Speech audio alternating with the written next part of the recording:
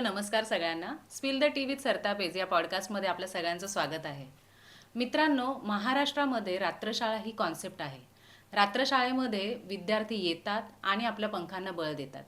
या विद्यार्थ्यांना शिकवणारे शिक्षक, मुख्याध्यापक, ट्रस्टी एका विजनने हे रात्रशाळा चालवतात आणि त्याचबरोबर समाजातले असे विद्यार्थी घडवण्याचा प्रयत्न करतात ज्यांना कुणाचा सपोर्ट नाही आहे किंवा सपोर्ट कसा घ्यायचा हे माहीत नाही आहे. तर असेच आपल्याला 2 गेस्ट लाभलेले आहेत. ते म्हणजे रात्रशाळेचे मुख्याध्यापक आहेत. त्याचबरोबर समाजामध्ये गेली 30 वर्षापेक्षा अधिक वर्ष त्यांचं काम आहे आणि फक्त रात्रशाळांसाठी ते काम करत नाहीत, तर त्याचबरोबर वन्यजीव प्राणी संरक्षण यासाठीही त्यांचं काम आहे. मारा म्हणजे महाराष्ट्र ॲनिमल रेस्क्यू असोसिएशन यांच्याशी ते संलग्न आहेत. असे 2 गेस्ट ज्यांचं आपण स्वागत करणार आहोत. संगीता कदम यांचं आपण स्वागत करूया.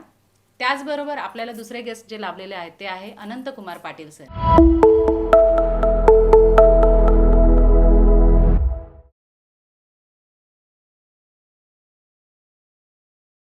मला असं सांगावंसं वाटतंय सर इथे की मासूममध्ये जेव्हा ती संस्था होती आणि त्यांनी ज्या शाळा घेतल्या त्यावेळेस त्यांना तेवढी कल्पना म्हणजे त्या वेगळ्या फील्डमधल्या तेवढी कल्पना नव्हती. आणि मला असं वाटतंय की आपल्यासारखे अनेक आपले मित्र मुख्याध्यापक होते आणि त्यांनी तर खरं ना त्यांना ती कल्पना समजून घेण्यासाठी त्याच्यासोबत अधिक चांगलं काम करण्यासाठी आमच्यासारख्या अनेक म्हणजे त्यात मी होते, सर होते आणि बरेचसे मुख्याध्यापक होते. त्यांनी एक ॲडवायझरी कमिटी म्हणून निर्माण केलं, त्याला कोर कमिटी असं म्हणायचं. त्यामुळे काय व्हायचं की आम्हाला ज्या समस्या येत होत्या, आम्हाला जे चॅलेंजेस येत होते त्या समस्यांवर ते काम करायचे आणि मग म्हणायचे की अच्छा अशी समस्या आली, मुलांना हे दिलं तर मुले पुढे जातील. पण मुलांच्या समस्या ह्या खूप होत्या, किती कमी केल्या तरी देखील. म्हणजे कशा की प्रत्येक एक मुलं, आता जर का मी माझ्या शाळेचं उदाहरण घेतलं तर माझ्या मुलींचं मी म्हणाले ना, प्रत्येक एक मुलगी प्रत्येक एक पुस्तक होतं की प्रत्येक पुस्तकाप्रमाणे एखादीचं आपण आयुष्य उलगडलं किंवा एखादीचं कुटुंब पाहिलं तर तिच्या अडचणी वेगळ्या, तिच्या समस्या वेगळ्या अशा याच्यातून. पण तरी देखील यातून मला एक सांगायला आवडेल.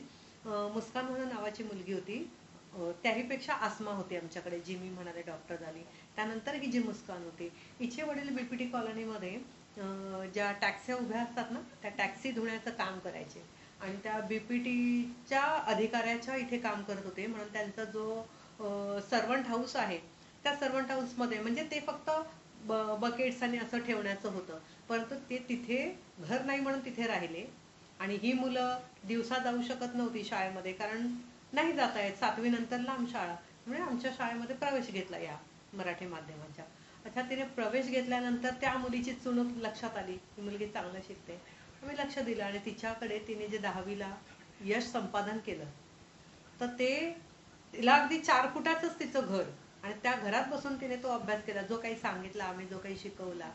तर त्या अभ्यासावर तिने 85% मार्क मिळवले आणि तिची कोविडच्या अगोदर तिची भेट म्हणजे अशा मुलांची राष्ट्रपती कोविंद जे होते त्यांच्यासोबत त्यांची भेट झाली आणि त्यांना शिष्यवृत्ती मिळाली. म्हणजे मुलं बघा तुम्ही की पायरी एक एक चढत जातात आणि ते या शिखरावर जाऊन पोहोचतात.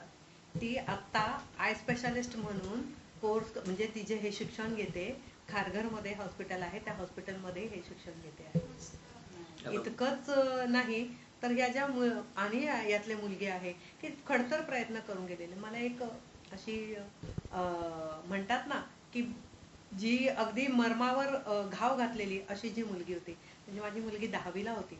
मी माझी मुलगी म्हणते कारण आम्हाला ती सवय झाली आहे तिथे असल्या कारणाने.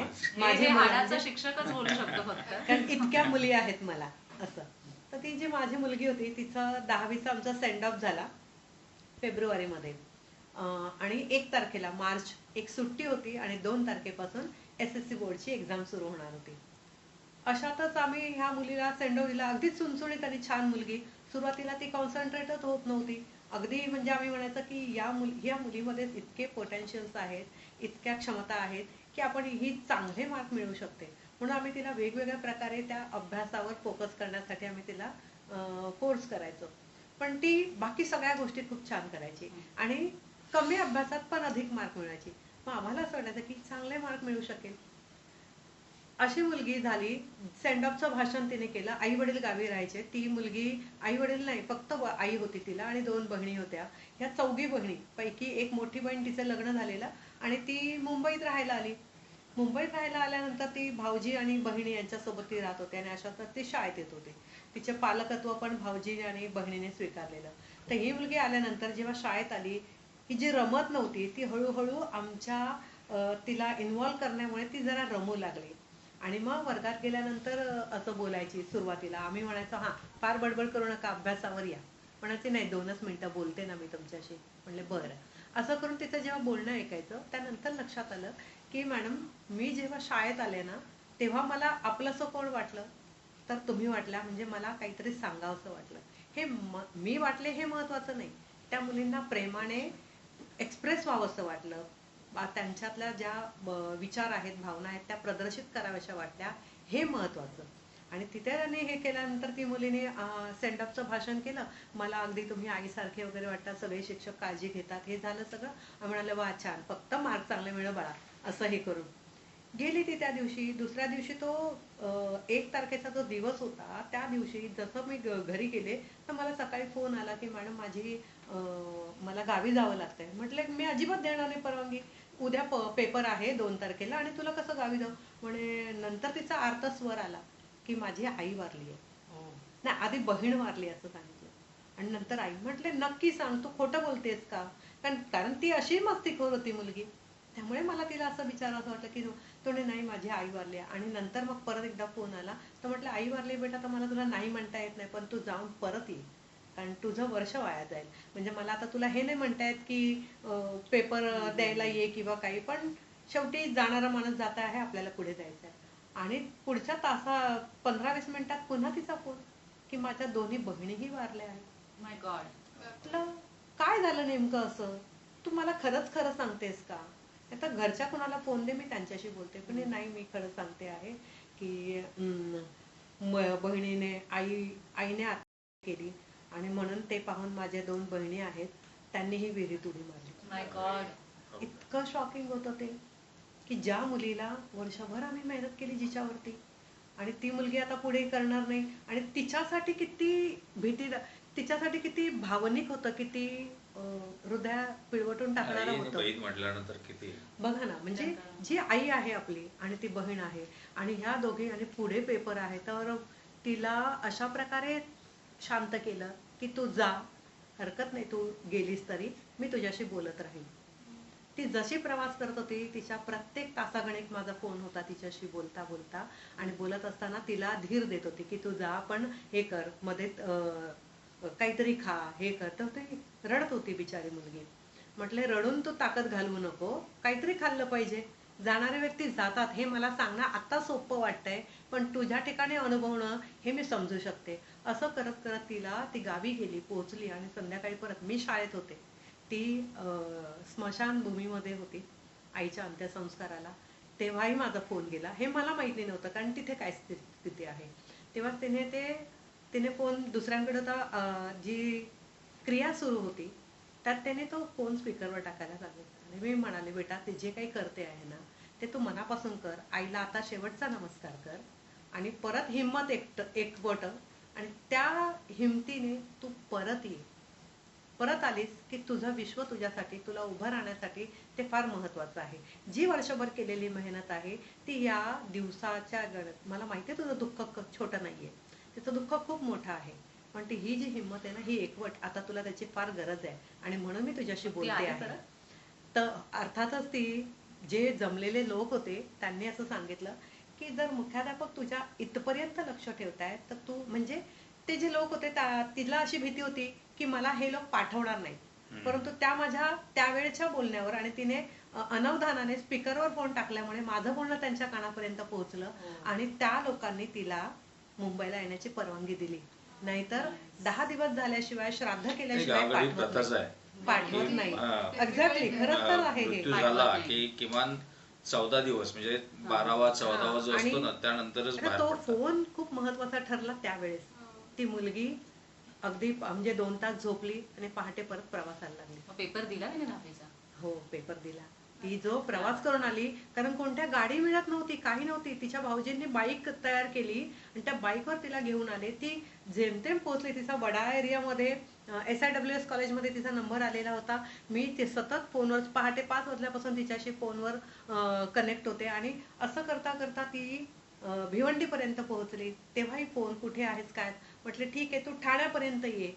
ठाण्यापर्यंत आल्यानंतर कसं SSC बोर्ड जे आहे हे पलीकडे गेल्यानंतर आपल्याला तितकी मदत नाही मिळत. ठाण्यापर्यंत आल्यानंतर आपल्याला त्या म्हणजे त्या बोर्डच्या नुसार क्षेत्रातले. आपल्याला ऍडमिशन म्हणजे तिथे जाऊन परीक्षा देता देता येतो. येते. अच्छा, म्हणजे एखाद्या शाळेची विद्यार्थिनी दुसऱ्या कोणत्याही शाळेत देऊ हो, शकते हो. जिथे हेच बोर्डचा हा तुमचा जो पेपर दिलेला- चुकणार नाही, पेपर हा. राहणार नाही, पेपर तुम्ही वेळेत देऊ शकाल, वेळेवर देऊ शकाल. याच्यासाठी Arrangement करता खरं तर येईल. अगदीच नाही, शासनाने SSC दिलेला बोर्डाला हा जो धन्यवाद अधिकार द्यावा. आहे हा, SSC शासनाने बोर्डाचं दिला. कौतुकच नक्कीच, करायला पाहिजे नक्कीच याच्यासाठी, SSC मला असं बोर्डाचं. वाटतं. तेच मी म्हणत होते की शासनाने दिलेला, SSC बोर्डने दिलेला हा जो म्हणजे ही जी संधी आहे, या संधीचा पुरेपूर उपयोग झाला तिथे. आणि ठाण्यापर्यंत ती जेव्हा मुलगी आली तेव्हा मी तिच्याशी फोनवर बोलले. तर म्हणाले मॅडम इथे मला कोणतीच शाळा दिसत. म्हटले तू इथपर्यंत येण्याचा प्रयत्न करू नको, कारण आता 10 वाजताय, 10:30ला पेपर सुरू होतो. म्हणजे 10:30ला आत घेणं बंद होतं. मग तू तिथेच आहे ना, रस्त्यावर कुठे पोलीस स्टेशन आहे का? तर म्हणे इथे मला काहीच दिसत नाही, काय नाही. म्हटले घाबरू नको, काळजी करू नको, रस्त्यावर जाणाऱ्या माणसाला विचार की इथे जवळचं पोलीस स्टेशन कुठे आहे. आणि ती म्हणाली मी तू कुणाचंही ऐकू नको, फक्त माझा फोन घे या क्षणाला, असं म्हणून तिला हे केलं. तिने रस्त्यावरच्या झाडाला विचारलं माणसाला की कुठे आहे पोलीस स्टेशन, तर जवळच होतं. म्हणाले तू गेलीस ना की हा माझा फोन कंटिन्यू चालू ठेव, त्यांना फोन दे. तिने त्यांना फोन दिला आणि त्या ज्या कॉन्स्टेबल होत्या त्यांना बोलायला सांगितलं. कॉन्स्टेबल मे बी कोणी अधिकारी असतील, त्यांना बोलायला सांगितलं. मग मी त्यांना सांगितलं की मी असं असं मुख्याध्यापिका बोलते आहे, या मुलीची अशी परिस्थिती आहे, हिला आता तुम्ही एक काम करायचं आहे, हिला तुम्ही प्रोटेक्शन द्या, तिच्या सोबत जा दोघी जणे, आणि तिला जवळची एक शाळा असेल ना, तिचा पेपर चुकणार नाही याची दक्षता तुम्ही घ्या. म्हणजे मी काम तुमच्यावर सोपवते, तर प्लीज तुम्ही एवढं करा. आणि त्या पोलीस कॉन्स्टेबल तिच्या सोबत हो. गेल्या. त्या लेडी पण दोघी पण त्यांची गेल्या. नावं तुमच्या लक्षात आहेत का? नाही, ते पोलीस चौकी आहे ठाण्यामधली. ओके. हा, त्या ठाण्यामधल्या चौकीतून त्या दोघांना घेतलं आणि त्यांनी होली क्रॉस म्हणून तिथे स्कूल आहे त्या शाळेमध्ये गेले. मग म्हणाले त्यांना म्हणाले तुम्ही, त्या कॉन्स्टेबल त्यांच्याकडे फोन होता, त्यांना म्हणाले तुम्ही गेलात ना की तिकडच्या सुपरवायझर जे असतील एक्झामिनर त्यांना फोन द्या. म्हणजे तुम्ही सांगण्यापेक्षा मी पटापट सांगेल, कारण वेळ माझ्यासाठी महत्वाची होती आणि त्या मुलीची मनाची स्थिती याचा ठाव घेता येत नव्हता मला, की मी तिला कसं स्टेबल ठेवू हे वाटत होतं. आणि म्हणून मग त्याने गेले तिकडे, त्यांनी जे एक्झामिनर आहेत तिकडे सुपरवायझर आहेत त्यांच्या केबिन मध्ये गेले, सांगितलं. मी म्हणाले अशा अशा शाळेची मी मुख्याध्यापिका बोलते, ही माझी विद्यार्थिनी, असा प्रसंग घडला आहे, तर तुम्ही तिला परीक्षेला बसायला परवानगी द्या. आपल्याला माहिती आहे, त्यांनाही माहिती आहे ऍज अ शिक्षक म्हणून आणि मलाही माहिती आहे की असं आपण देऊ शकतो, फॉर्मॅलिटीज आपण नंतर करूया. हा, तर तुम्ही आता हे करा. तर ते म्हणाले, त्यांनी मला इतका दिलासा दिला, म्हणाले मॅडम तुम्ही अजिबात काळजी करू नका, मी तिची सगळी व्यवस्था करतो आणि ती पेपरला गेल्यानंतर आपण फोनवर बोलू. आणि तिला बसवलं एका रूम मध्ये, चहा बिस्किट दिले खायला, स्थिर केलं. अर्थात मी म्हणाले तिच्या मनाची परिस्थिती बरी नाहीये, तर तुम्ही जरा बोला, तिला प्रोत्साहन द्या. आणि त्या शाळेच्या सुपरवायझरचं खरोखरच ते कुठे ऐकतील ना, तर मी त्यांना खरंच धन्यवाद मानते. शाळेचं नाव काय मॅम? होली क्रॉस स्कूल, ठाण्यातली. हा. आणि त्यांनी तिला खूप छान समजवलं आणि ती मुली पेपर दिला. मराठीचा पेपर होता, मातृभाषेचा होता, त्यामुळे तिच्या म्हणजे मनावर पहिलाच पेपर. पहिलाच पेपर. अच्छा. आणि तिने जो छान दिला, त्या मुलीने घरी आल्यानंतर ती रडली भरपूर. मला म्हणाली मी आजच शाळेत येते, तुम्हाला भेटते. म्हणाले ये. शाळेत गेल्यानंतर तिने घट्ट मिठी मारून अगदी मनमोकळेपणे रडली आणि पुढचे सगळे पेपर तिने छान दिले. जवळजवळ तिने 68% मार्क मिळवले आणि ती मुलगी यशस्वीरित्या पास झाली. हा जो प्रसंग आहे हा वर्णन करता येण्यासारखा नाहीये. त्या मुलीची कमाल आहे. मी तर आम्ही मोठे आहोत वयाने आणि अनुभवाने, परंतु त्या मुलीची खरोखरच जिद्द आहे. आणि असा रात्रशाळेच्या मुलांच्या बरोबर शिक्षकांची जी काय अटॅचमेंट असते ती फॅमिलीच होऊन जाते. हो, अगदी.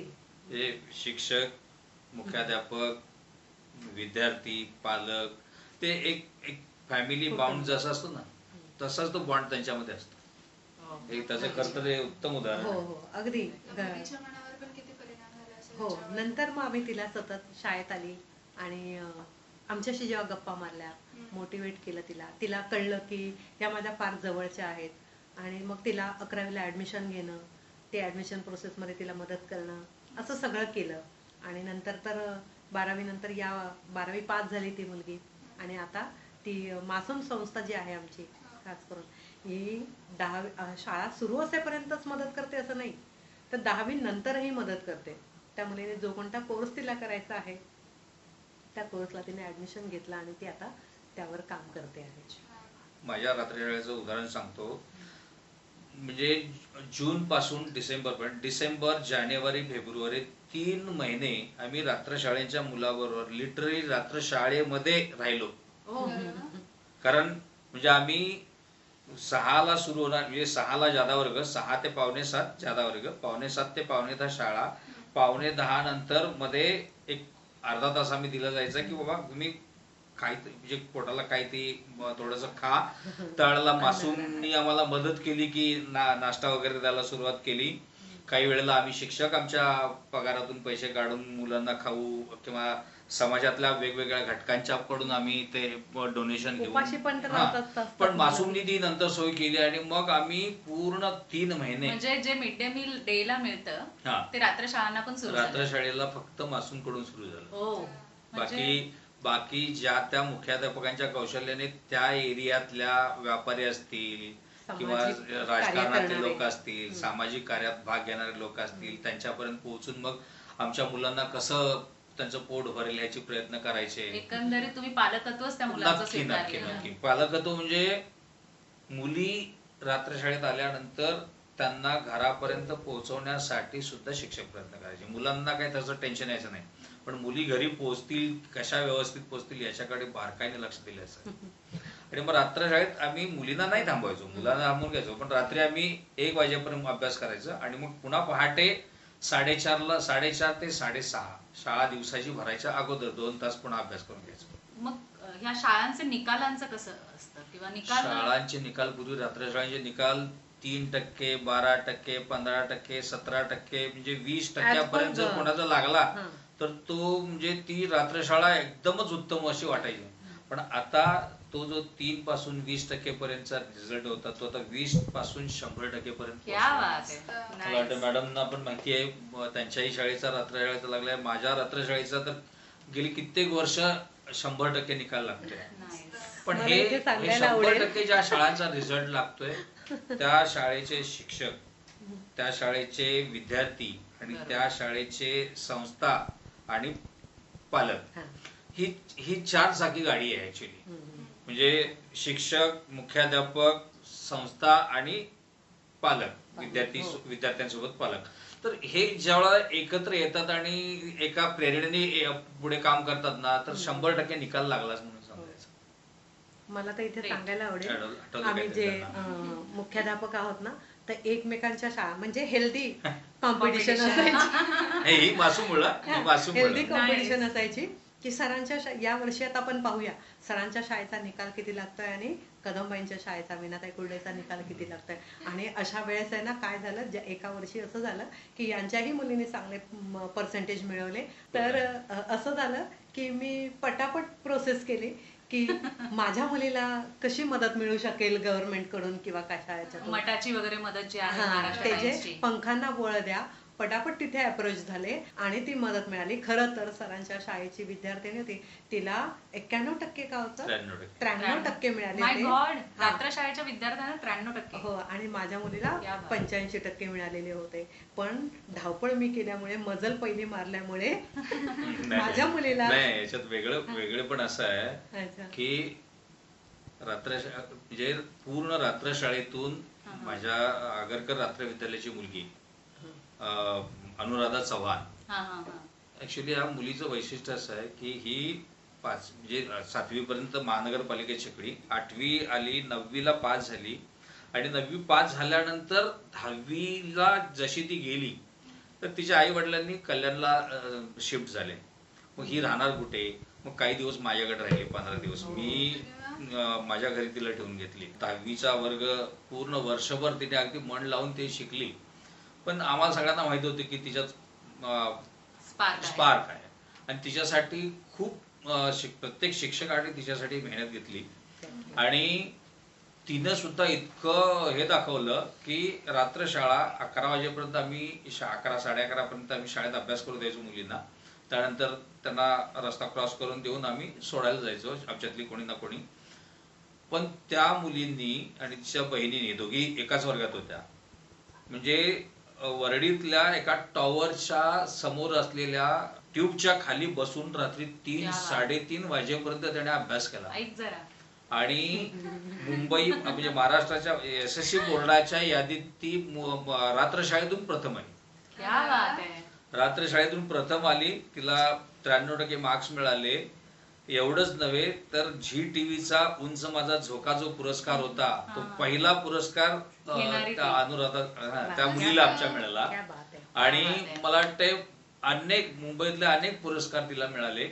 परंतु मॅडम ज्या म्हणाल्या की त्यांच्या मुलीला 85% मार्क्स मिळालेले होते आणि माझ्या मुलीला 93% मार्क्स असून जे नाही झालं ते त्याचं कारण असं होतं, महाराष्ट्र टाइम्सची ही जी काही फेलोशिप होती त्या फेलोशिप मध्ये मी त्या मुलीला घेऊन तिच्या पालकांना घेऊन मी स्वतः महाराष्ट्र टाइम्सच्या ऑफिसमध्ये जाऊन भांडलो.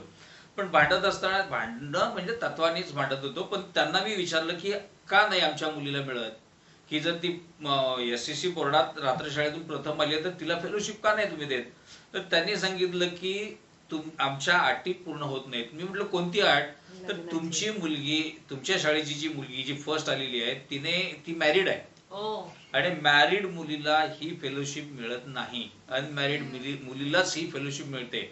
अर्थात आम्ही खूप प्रयत्न केला या फेलोशिप साठी, परंतु त्यांनी मग फर्स्ट आलेलीला सोडून मग सेकंड आलेली यांचा जो काही त्यांचा जो क्रायटेरिया होता तो यांच्या मुलीने फुलफिल केल्यामुळं मग यांना मिळाला.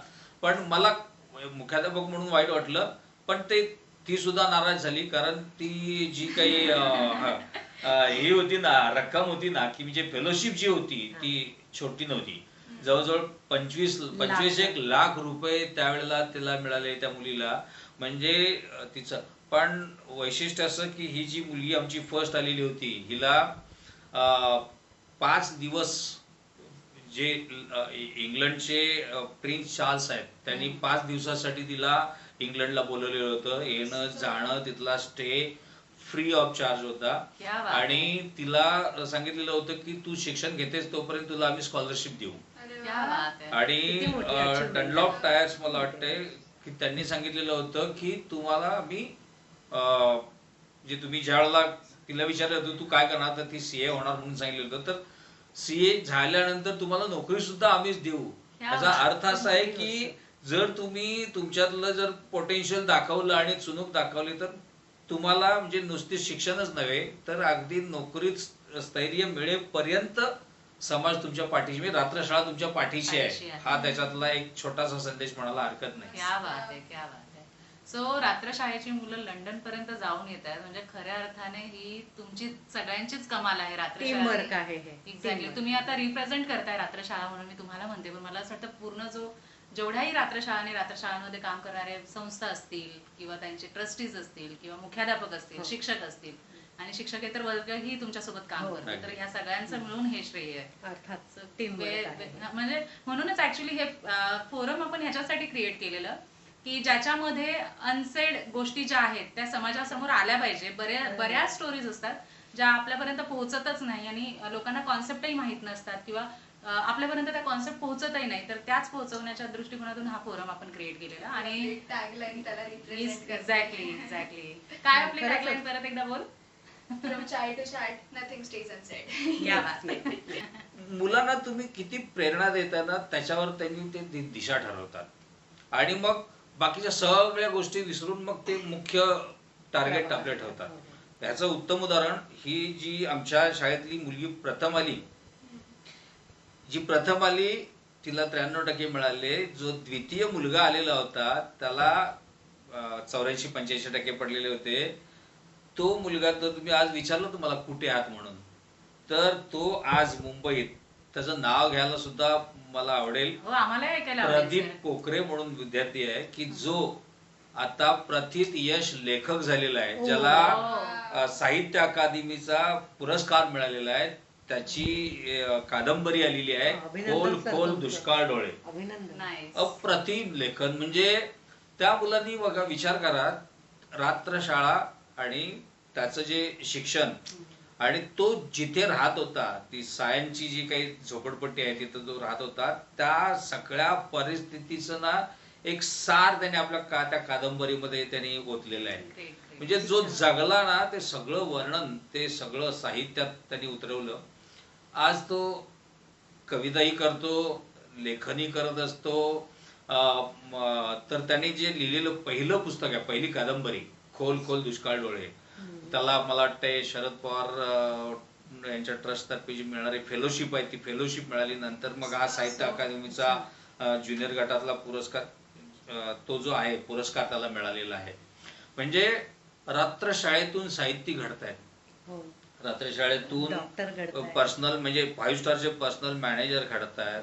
असे वेगवेगळ्या क्षेत्रात ना आपला एक ठसा उमटवलेला आहे या रात्रशाळेतल्या मुलांनी.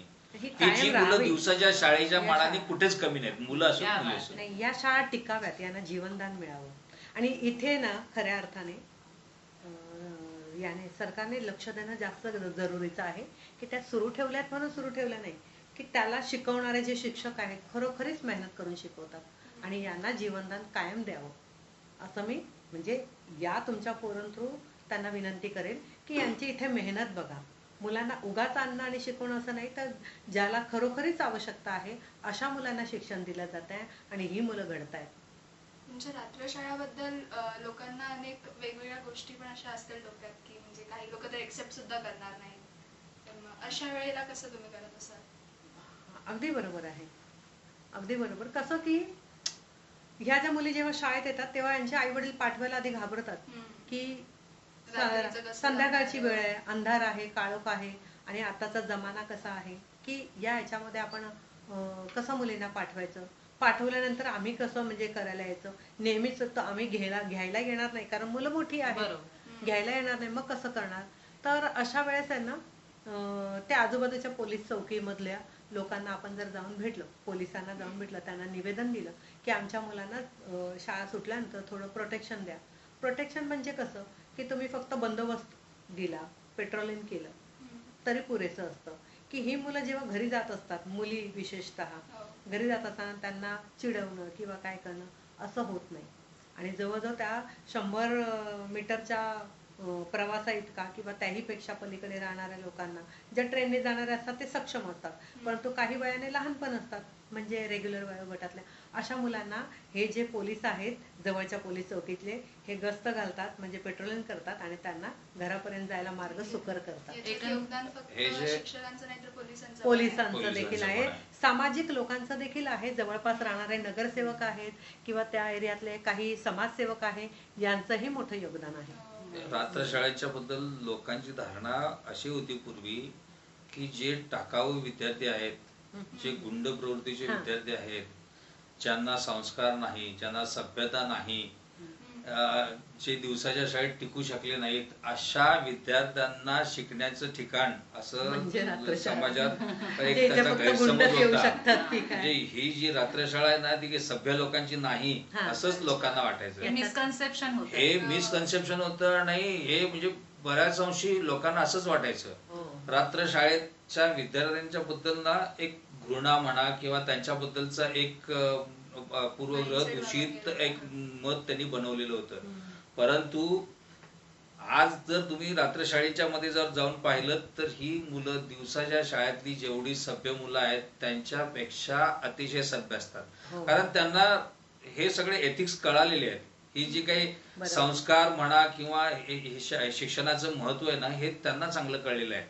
आज 2 पद्धतीचे विद्यार्थी शिक्षण शाळा, म्हणजे ज्यांना आई वडील सांगतात जा म्हणून जाणारे आणि अभ्यासात कुठली प्रगती नाही परंतु चला चाल ढकल करून शिकणारे, आणि ज्यांना शिक्षणाचं महत्व पटलंय आणि ज्यांनी स्वतःला झोकून दिलेलं आहे असे विद्यार्थी. ती मुलं जशी मागं पाहत नाहीत ना, तशी ही रात्रशाळेची मुलं आहेत ना, की ज्यांनी शिकायचं ठरवलंय ते अप्रतिम काम करतात. आणि अतिशय म्हणजे रात्रशाळेचं जे काही एक मिसकॉन्सेप्शन होतं ना, ते यांनी सगळ्यांनी बदललेलं आहे. आणि आता ती परिस्थिती राहिलेलीच नाही. ह्याच्यातलं एक चांगलं फलित असं की रात्रशाळा या दिवसाच्या शाळेप्रमाणेच योग्य आहेत, चांगल्या आहेत आणि अतिशय चांगलं काम करतात हे Prove सगळ्यांना झालंय. दिसून आलं. रात्रशाळा nice. safe. येस. सो रात्रशाळा सेफ आहेत आणि ह्या अशाच अविरत कार्यरत राहणार आहेत हे आपण म्हणू शकतो. मला तरी तुमच्या दोघांच्याही नक्की, बोलण्यावरून हा नक्की, कॉन्फिडन्स नक्की. आलाय नक्कीच. की रात्रशाळांची खऱ्या अर्थाने गरज आहे आणि ते सुरू राहील. सो माराच्या अंतर्गत फक्त अॅनिमल रेस्क्यू नाही तर अनेक गोष्टी आहेत. अवेअरनेसचा हा सगळ्यात महत्वाचा मुद्दा आहे की प्रत्येकाच्या याच्यामध्ये इतकंच नाही तर आपली नटी जी आहे श्रीदेवी तिच्या म्हणजे असं आता ते हयात नाहीये म्हणून मी नाव घेते आहे. अदरवाईज त्यांच्या बंगला जो आहे त्याचं सिक्युरिटी गार्ड होता तो त्याने सांगितलेलं अजिबात नाव घेऊ नका. त्यावेळेस तिच्या बंगल्यामध्ये नाग निघाला होता आणि तो सराने जाऊन रेस्क्यू केलेला होता. क्या बात आहे. म्हणजे आपण जे मला असं म्हणतो वाटतं रतन टाटाजींच्या कडे पण रेस्क्यू हो, केलं ही होतं. खूप खूप मोठी आनंदाची आणि मी म्हणेल की तो एक तर ब्लेस होता, तो एक आशीर्वाद होता की आम्हाला त्यावेळेस भेटण्याचा योग आला. रतन टाटांसारख्यांना जाऊन भेटणं आणि हे करणं, त्यांनी आम्हाला त्यांच्या लक्षात आलं की असे असे सर्पमित्र आहेत, त्यांच्या सिक्युरिटीने आमचा नंबर दिला आणि या साप त्यांच्याकडे आल्याच्या निमित्ताने आम्हाला त्यांना भेटता आलं. खरोखरच ते दैववत असं व्यक्तिमत्व होतं आणि म्हणजे आपला देश त्यांच्यामुळे आज कितीतरी मोठ्या प्रगतीपथावर आहे. त्यांच्या त्या घरी गेल्यानंतर मी त्यांचं पाहिलं की त्यांचंही प्राण्यांवर तितकंच प्रेम प्रेम आहे. आहे. हो. त्यांच्याकडे जे कुत्रे होते त्या कुत्र्यांचा वेगळा स्विमिंग पूल आहे, त्या लोकांना घेऊन जायला वेगळी गाडी आहे आणि वेगळं या सगळ्या बाबी आहेत. त्यावरूनही आणि दुसरी गोष्ट त्यांचं जे पूर्ण बिल्डिंग होती, त्यांचा जो पूर्ण घर होतं त्या घरामध्ये रेस्क्यू केला आम्ही साप आणि तो भिंतीवर चालणारा असा साप होता. तो रेस्क्यू केला आणि आम्ही तो त्यांच्या ताब्यात दिला. त्यानंतर बरेचदा त्यांनी म्हणाले की तुम्ही सांगा तुमच्या टीमसाठी तुम्हाला काय मदत हवी आहे. आम्ही कमी पडलो त्यांच्याकडून मदत घ्यायला आणि आता ते तिथे पण नाहीये. हे ब्लेसिंग्सच आहेत ना की पण रतन आम्हाला त्यांना टाटाजी भेटता सारख्या आलं. मोठ्या महान व्यक्तीला आपल्याला भेटता आलं आणि खूप खूप मोठी गोष्ट. बरेचसे रात्रशाळेला ना असे उत्साहित किंवा प्रेरित होऊन येतात हम्म. आणि चला आपल्याला आता एक संधी मिळाली म्हणून येतात आणि मग काही दिवसात त्यांची ना ती ऊर्जा कमी व्हायला लागते हम्म. आणि मग ते त्या रात्रशाळेपासून म्हणजे थांबायच्या तयारीत असतात. मी रात्रशाळेत असो दिवसाच्या शाळेत असो प्रत्येकाला मी एवढंच सांगेन की बाबा जर काय तुझ्या मनात जर ती प्रेरणा आली आहे ना तर मी एवढंच म्हणेन ना थक कर बैठ तू उड़ाना भी बाकी है, ना थक कर बैठ तू उड़ाना भी बाकी है, जिंदगी के बहुत सारे इम्तिहान अभी बाकी है, अभी तो नापी है मुट्ठी व जमी आपने, अभी तो सारा जहां बाकी है, अभी तो सारा आसमां बाकी है. Never give up. कधीही सोडू नका, पाठपुरावा करत राहा आणि यशापर्यंत पोहोचा. खरं तर खूप गोष्टींवरती आज तुम्ही दोघांनी प्रकाश टाकलेला आहे. म्हणजे एक तर ॲनिमल रेस्क्यू असेल म्हणजे आपण भूतदया ज्याला म्हणतो ती असायला हवी आणि त्याचबरोबर रात्रशाळा ही एक कॉन्सेप्ट ही खरं तर आम्हाला खऱ्या अर्थाने तुमच्याकडून कळली असं मी म्हणेन. आणि आज आम्हाला दोघींनाही खरं तर छान वाटते. आम्हाला असं होतं की अशा पद्धतीच्या अनसेड स्टोरीज ज्या आहेत त्या आल्याच पाहिजे आणि कळायला पाहिजे कारण की हे प्लॅटफॉर्म कुठेतरी ते असलं पाहिजे आणि त्या अनुषंगाने आम्ही फक्त तुमच्याशी बोललो आणि आपण इथे गप्पांसाठी आज बसलोय. तर थँक्यू सो मच. पहिल्यांदा असं वाटलं की रात्रशाळेबद्दल प्रकाश टाकणार. बोलायला गप्पा मारायला पहिल्यांदा हा प्लॅटफॉर्म मिळाला. म्हणजे जिथे असं वाटायला लागलं की आम्हाला भरभरून तुम्हाला बोलावं. आम्हाला धन्यवाद द्यायचे आहे. तुम्हाला दोघींना मनापासून धन्यवाद. थँक्यू. तुमचा हा प्रयत्न खूप सुंदर झाला अतिशय आहे. स्तुत्य आहे आणि या आणि तुमच्या उपक्रमाला आमच्या खूप भरभरून खूप शुभेच्छा. शुभेच्छा. थँक्यू.